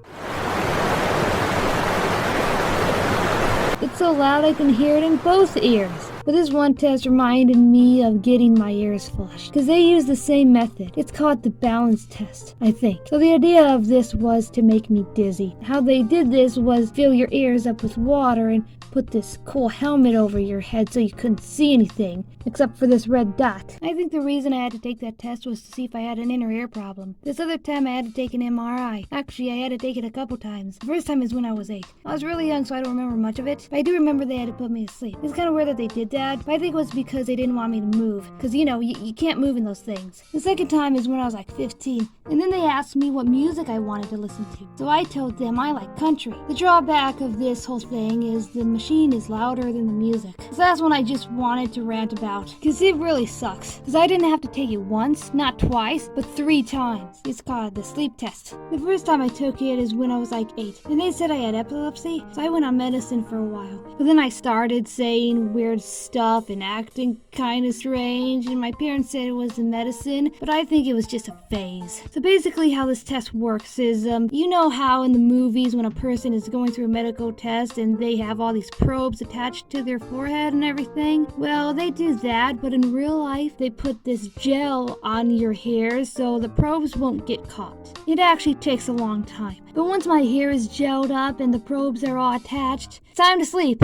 right? The thing about this test is that I had to be sleep deprived because they actually expect me to fall asleep, which is it's kind of hard because I can't just sleep anywhere, and somehow they know if I'm asleep or not. One time when my eyes were open, the lady over the speakers told me to close them. How did she know my eyes were open? They were watching me from another room. It was weird. So I had to take that test 2 other times when I was a teenager, and it sucked every time. But I guess that's all. Except for this one time my doctor thought my heart was beating faster than normal, so I took a test to see what's up, and then they put probes on my chest. But turns out it was nothing. Everything was okay. It was fine. I hate bugs. They are a real problem for me. That's because whenever I'm outside, every once in a while I'll get a gnat or some type of bug stuck in my eye, and it's really hard to get them out. But this one time a huge bug tried to get in my eye. I didn't get a good look at it, but it had some pretty big wings. So I was shooting hoops at the park. There was this huge bug flying around me. I kept shooting it away, so I kept playing basketball because I thought it was gone. But it came back and got me right in the eye. But it didn't stay in my eye because it was too big. So instead, its wings just brushed against my eyeball. It really hurt bad. It burned. I screamed so loud the people across the street probably looked out their window at me. My eye felt really hot. So I ran home to look in the mirror and there was nothing there. My eye was watering though, and it was really red. It took a while for my eye to stop hurting. But guess what? I still went back out to play basketball. But bugs aren't the only thing that gets in my eye. One day I was on the swings. I was swinging and having a good time. But the guy who works at the park was mowing the lawn. He was riding one of those lawn mowers that you sit on, and he started coming my way. At this point, he was probably 5 feet away from me. And right from the mower came a big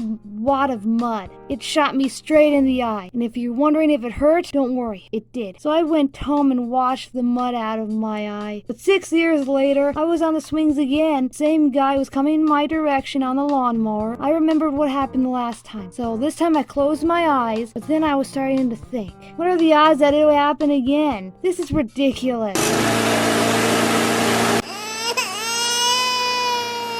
And it happened again! But this time it was grass. I screamed just as loud as the first time, but the dude probably couldn't hear me over the lawnmower.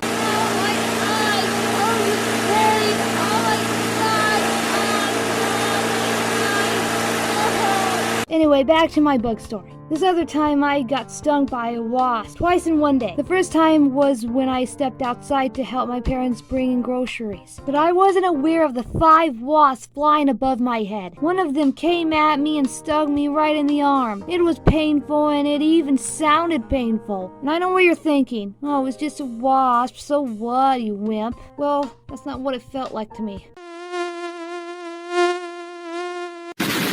Later the same day, I was shooting hoops, and there was this wasp nest under the basketball hoop, and one came at me and stung me a little. It wasn't as bad as the last time. It was too close to my face, though, and stung me in my chest. Okay, this one other time, I was shooting hoops again, like I always do. Then I got on my bike to go home. As I was riding my bike, my butt felt uncomfortable. So I went home to look in the mirror, and I had a bug bite on the bottom of my right butt cheek. I know what you're thinking. Man, you must be dressing pretty slutty if a bug was able to bite you in the ass. But I wasn't. I was just wearing really short shorts. It was summer, so I didn't ride my bike for the rest of the day after that because my butt hurts.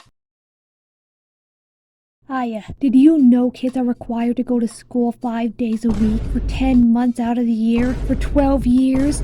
That's everything I had to look up before making this video. Now, despite what the title says, I wasn't really homeschooled. Sometimes I was, sometimes I wasn't. Let me explain. You see, my parents would get me and my brother these workbooks. You can get them at any Barnes & Noble. The books had math questions and other stuff a child should learn. So we would do these workbooks. Then we would forget about them for a few weeks. It's just shocking to me that kids has to be in school that often. When as a kid, I only had to do a little bit of homework, and the rest of the time I'd be watching TV or playing with toys or video games. My point is, I had a lot of free time to do whatever. But I can't speak for my brother. I actually think he did more work than me. It was probably because my parents had high expectations for him because he's the smart one. And everyone thought I was special, not the gifted kind, the Peter Griffin kind. If you've seen the episode, you know what I mean. I don't think anyone believes me when I tell them I'm not special needs. But yeah, me and my brother hardly did any homework. We only did it on the rare occasion when our parents would enforce it. But that doesn't mean I don't have an education. Oh, so you see, 850 times 900 is 7,500, and a square root function is defined as one-to-one function that takes a positive number as an input and returns the square root of the given input number.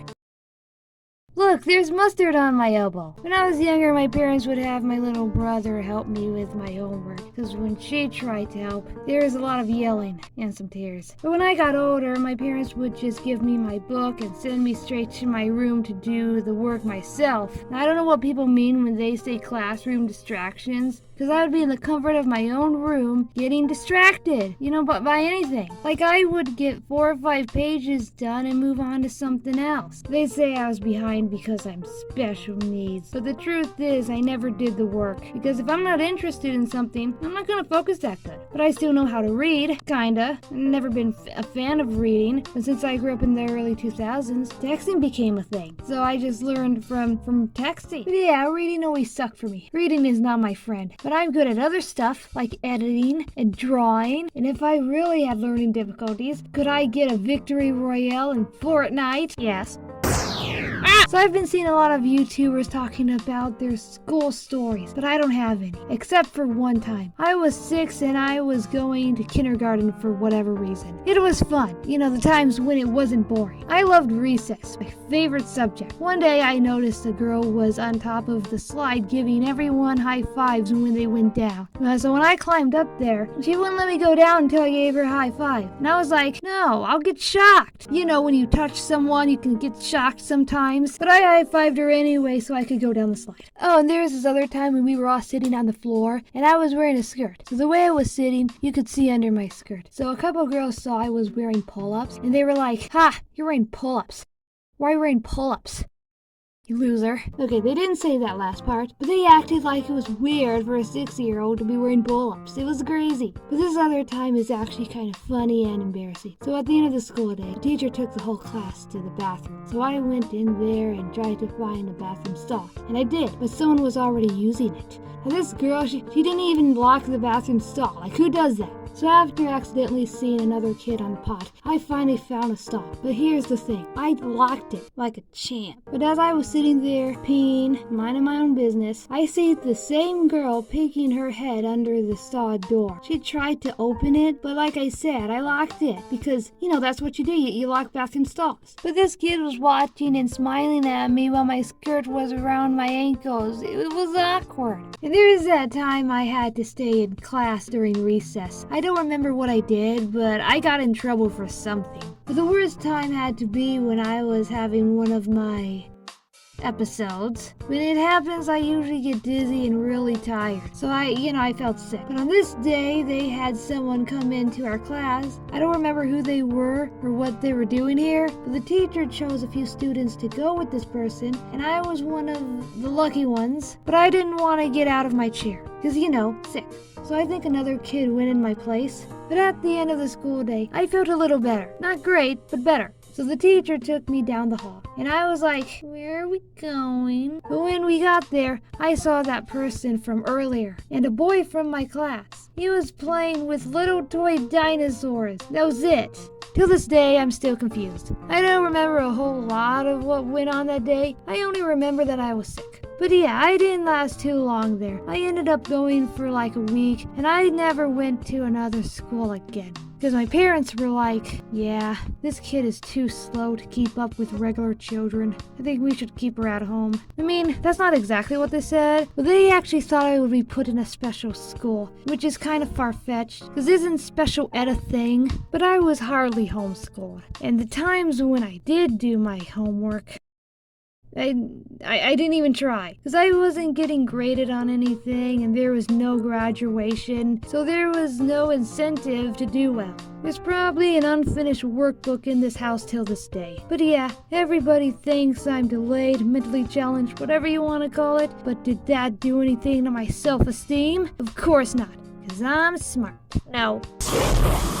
And if anyone asks me, how did you even get through school? I can tell them, I never went. That'll show 'em. But don't think I stopped going because I was a special needs case. It was actually because of silly things. Like one time I was sent home with the wrong backpack. Don't know how that happened. I got put on a school bus. Yes, that was a big deal. I wasn't supposed to take the bus home. Oh, and I used to wear glasses. So this kid kept poking my glasses with a crayon and poking my knees under the table with a pencil. But I was serious about them thinking I would end up in a special needs school. So the moral of the story is, school, who needs it? Because I turned out just fine. 40 times 40 is 600. Yeah, I like peanut butter too. I like to take things. Soda, candy, a basketball someone may have left at the park. I take them. Let me explain. Whenever I see something fun left at the park, I take it. Once I seen a baseball bat just left in the open, I don't even play baseball. So why did I do it? Because if someone left it there, they must not want it anymore. I also found a basketball once. That's pretty fun. So every summer they have a movie night at the park. They have free soda, free snacks, but if it's free, does it count as stealing? Well, I take more than necessary. I make sure my pockets are full. And whenever I go inside a gas station, those little creamers they have for your coffee? Well, just like at movie night, I make sure my pockets are stuffed full of them. And whenever I go to Taco Bell, I make sure I take as many hot sauce packets as I can carry. Because why go out of my way to buy a whole jar of hot sauce when I can just take some from Taco Bell? But this one time was the only time I actually stole from a store. So don't do this. Me and my friend was at Meijer. When we were passing through the arts section, I noticed it. There was an open box of markers. So I was thinking, hey, I like to draw. I'm good at it. There was something telling me, do it! Take the markers! Take the markers! Took it when my friend wasn't looking.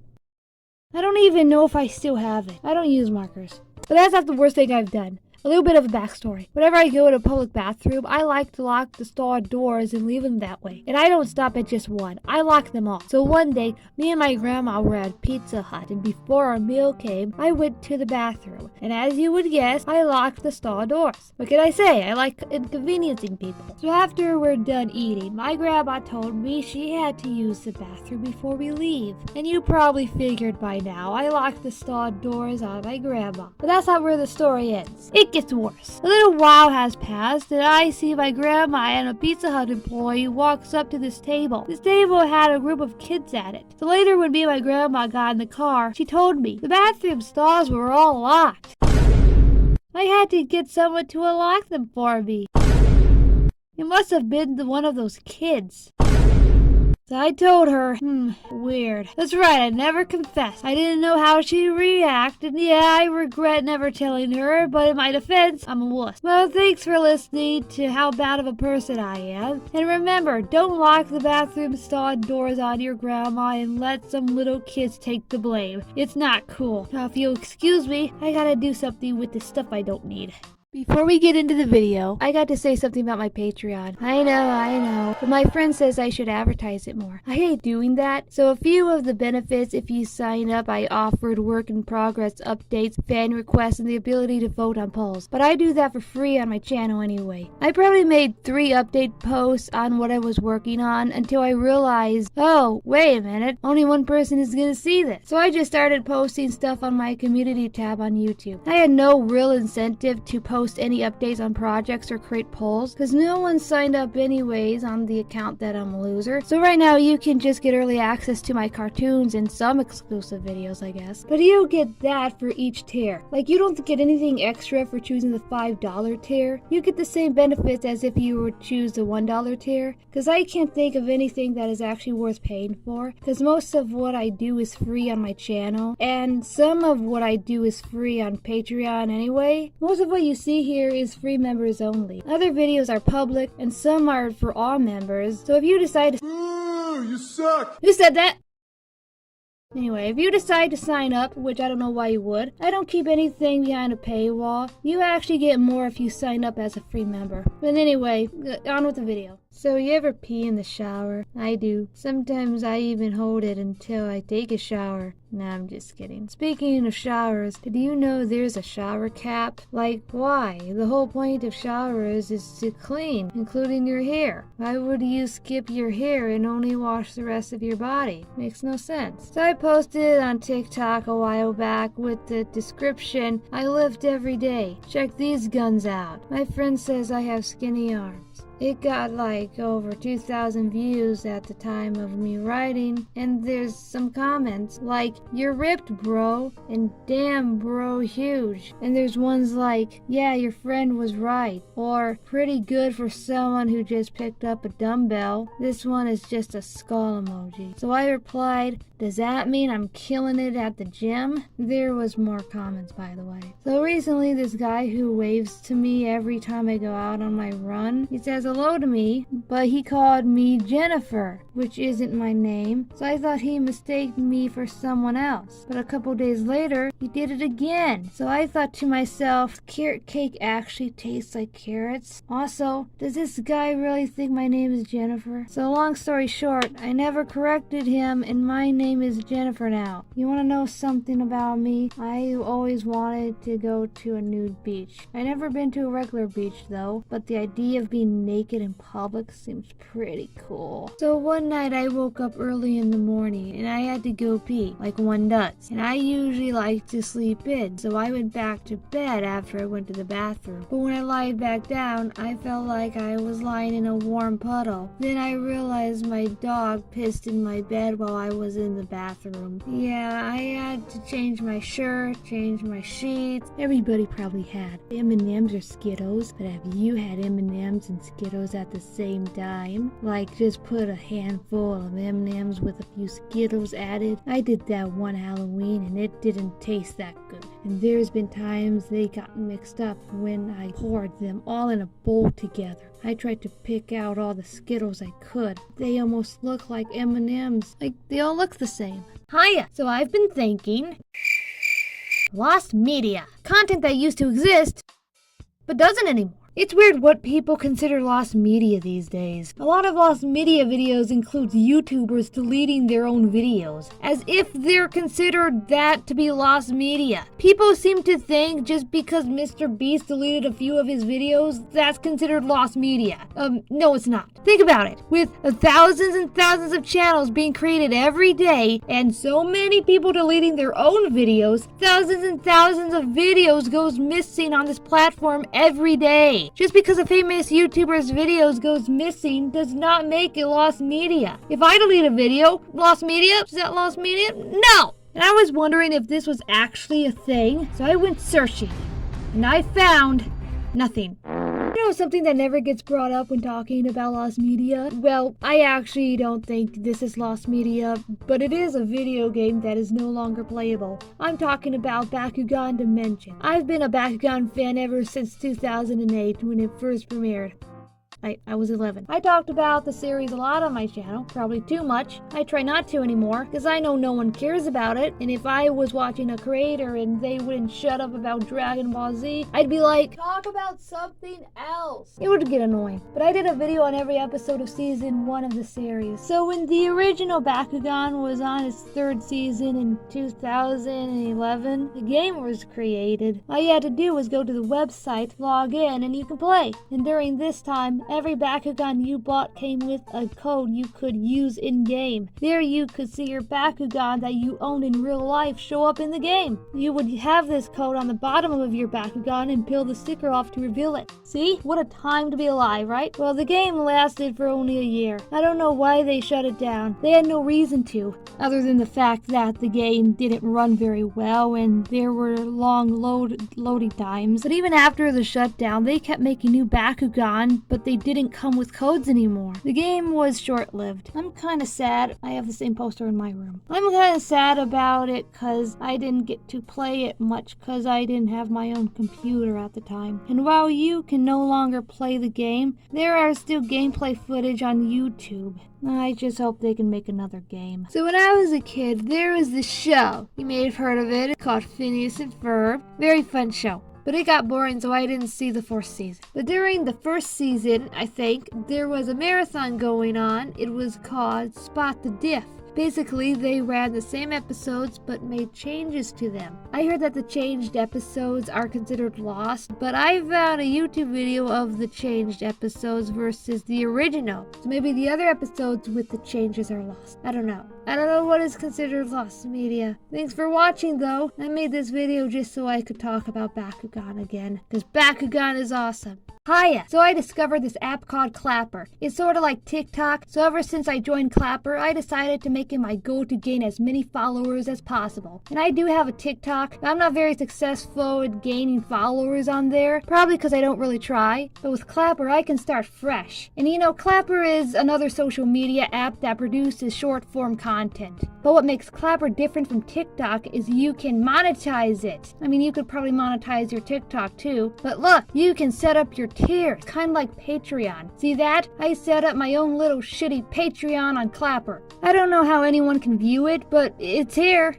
Anyway, here's my profile. I have all my social medias linked too. I used a photo of myself instead of my avatar this time. I just feel like if I show my face, it's more likely people will follow me. But before I gained my followers, I did go live. I mean, surprisingly, 5 people showed up. I mean, I didn't do much during my time live. I mostly just shoved the camera in my dog's face and pet him. I mean, did you really expect me to interact with the chat? Was I supposed to entertain people? What do I look like, a YouTuber? So Clapper gives you some encouraging words when you go live. Like, a beautiful day with Clapper live. Hurry up. And taking about your hobbies is a great way to interact. I mean, I would assume talking about your hobbies would be a good idea too, but to each of their own. I made 58 diamonds from this live, and that was converted into 29 cents, so I made some money. But how about posting some videos? So I posted my first video, and this one video got my account disabled. Gee, PJ, what did you do that was so bad? You must have did something wrong. Fine, I'll show you the video, but brace yourself. Hi, you want to see my muscles?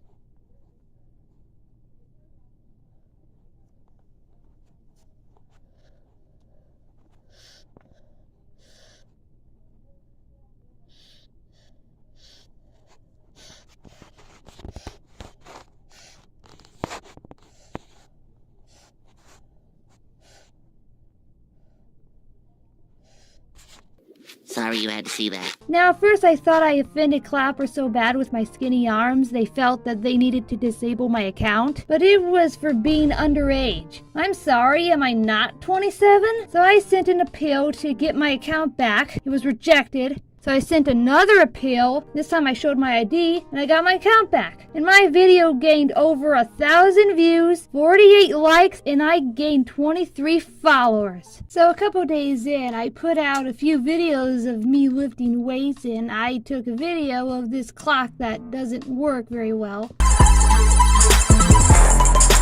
He got almost 400 views. But it was at this point I started to realize I wasn't really doing anything engaging. Then I started to notice Clapper doesn't have a very good editor. So instead of fancy edits, some people make up for with simple yet interesting videos. Take this one for example.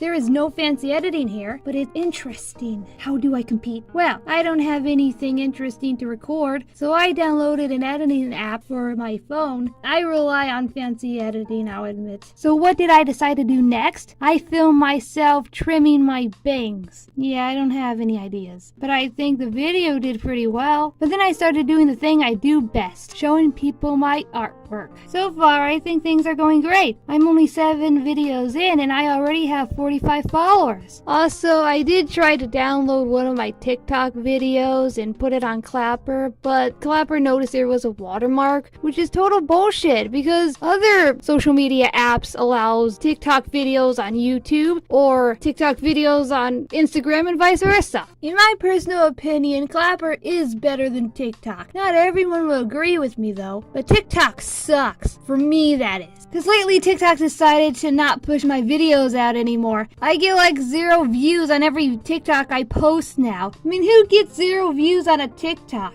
And when I used to get around 2,000 views on a video, no one would follow me. Clapper is a lot more fair. And there's an interesting feature that Clapper has that TikTok doesn't. You actually can see creators near you. But there is only one creator that shows up for me. Someone named Diagnoses. And what does he make videos of? You know, feeding pigeons and recording other animals. But do you know how many followers he has? 6.6 thousand. But do you know how many videos he had to make to get to that point? 3.7 thousand. I mean, I'm not gonna sit here and make 3.7 thousand videos, but Clapper's still awesome. But as of me recording this, I have 60 followers. Still better than TikTok. And if you're on Clapper, please follow me and I might follow you back. Hiya! So a while back I made this video, and now I'm going to do a part 2. I'm going to talk about more embarrassing stuff. So one time I was like doing the dishes because I like keep things clean. I like to do the dishes, and I had to sneeze, so I sneezed, and then I realized a lot of pee came out. Like I just totally pissed my pants. But this was like worse because I wasn't wearing any underwear, and so the pee was just like dribbling down my leg because I wasn't wearing any underwear. You know what? I just kept washing those dishes and just I wiped up later because I wanted to get done with the dishes. This counts as an embarrassing thing, but I played with the littlest pet shops and Polly Pockets until I was 16. But there's nothing wrong with that. I said in one of my previous videos that you can play with toys at any age. I played with Beyblades until I was like 20-something. I told this other story in one of my other videos before, but when I was 6 and was in kindergarten, I went to the bathroom and I opened a stall door to see another kid already using it. And if that wasn't embarrassing enough, later I was in one of the stalls and the same kid from before looked under the stall door and took a peek at me while I was doing my business. I probably wasn't that embarrassed because I was like 6. But the only reason I accidentally walked in on someone using the bathroom is because they didn't have their stall door locked. Other kids are weird. I actually locked my stall door. She probably tried to open it. That's why she peeked under the stall, because it was locked. So this one time I wanted some popcorn, and there were no clean bowls. So instead of washing one, I remembered I have a bowl under my bed. I call it my puke bucket, because I throw up in it whenever I'm sick. so I ate popcorn out of that. It was clean though. Someone always cleans it for me after I throw up in it. My parents acted like that was gross, just because throw up has been in it before. So sometimes when I'm wearing my really short shorts, I'm afraid to bend down. I'm not saying I wear like Daisy Dukes or anything, but when I'm bent down in these shorts, I'm afraid that the bottom of my ass cheeks are gonna show. Like when I'm outside and there was a car passing by, and I bent down to look at my bike because I thought there was something wrong with it. So in one of my other videos, someone asked me how I know so much about this topic, you know, what the video was about, and I admitted to them that I like to look up fat women on YouTube. They asked me why, and I never responded. They probably think I have a fat fetish or something. I have spelling and reading problems, so when I write a script for a video, there's a few miss errors. A lot of things are underlined red when I write scripts. Like if I want to spell, for example, waffle, I would spell it WALLFULL. And if that doesn't work, I'll spell it like WAILFUL.